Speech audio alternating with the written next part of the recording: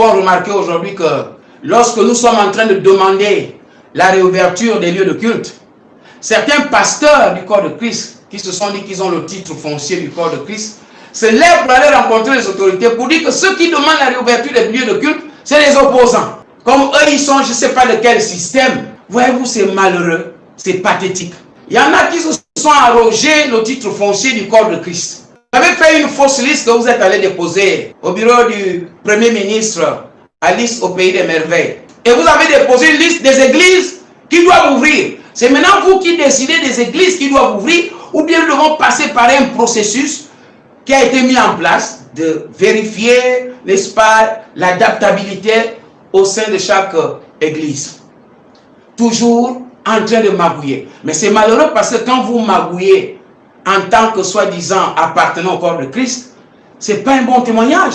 Et notez aussi que à chaque fois que vous allez quelque part, pour mal parler des autres hommes de Dieu, les mêmes gens chez qui vous colportez ou vous mal parlez, viennent leur dire. Ils viennent nous dire que telle personne est venue nous voir pour nous dire ceci, voilà les preuves. Jésus lui-même, il sait pourquoi il a recruté Judas et pourquoi il l'a gardé jusqu'à la fin. Donc je ne serai pas là pour vous juger. Je vous laisse simplement entre les mains de Dieu, que lui-même il fasse de vous ce qu'il veut, comme il a fait de Judas. La Bible ne nous dit pas que Jésus a sanctionné Judas. Remarquez qu'aujourd'hui, pendant que nous sommes en train de demander la réouverture des lieux de culte, certains sorciers éveillés se lèvent dans leur sorcellerie charismatique pentecôtiste pour dénigrer les autres hommes de Dieu qui demandent la réouverture des lieux de culte. Et ils associent cette réouverture des lieux de culte à une action politique, on ne sait laquelle.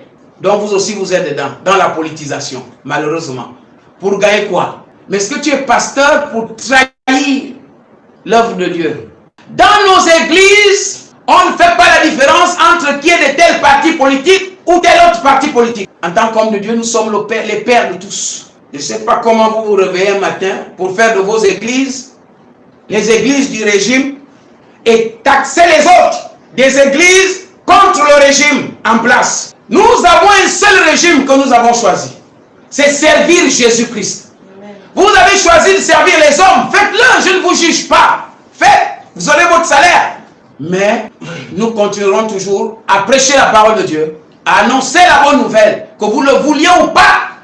Si vous êtes arrivé déjà au niveau où on vous dit de ne plus prêcher Jésus, prêchez les hommes chez qui vous allez, prêchez-les et on verra qui va vous rémunérer. Mais sachez, l'homme déçoit toujours. Mais Jésus ne déçoit pas. Aujourd'hui, vous prenez la primature comme si Alice au Pays des Merveilles a été nommée Premier ministre pour vous seul. Mais allez-y.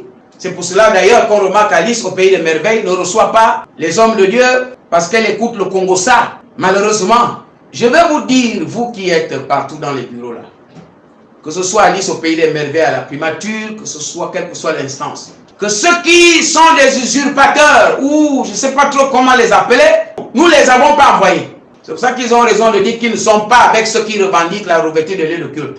J'appelle ça les sorciers éveillés. Mais Dieu nous a dit de faire ce qui est juste, pas ce qui est bon.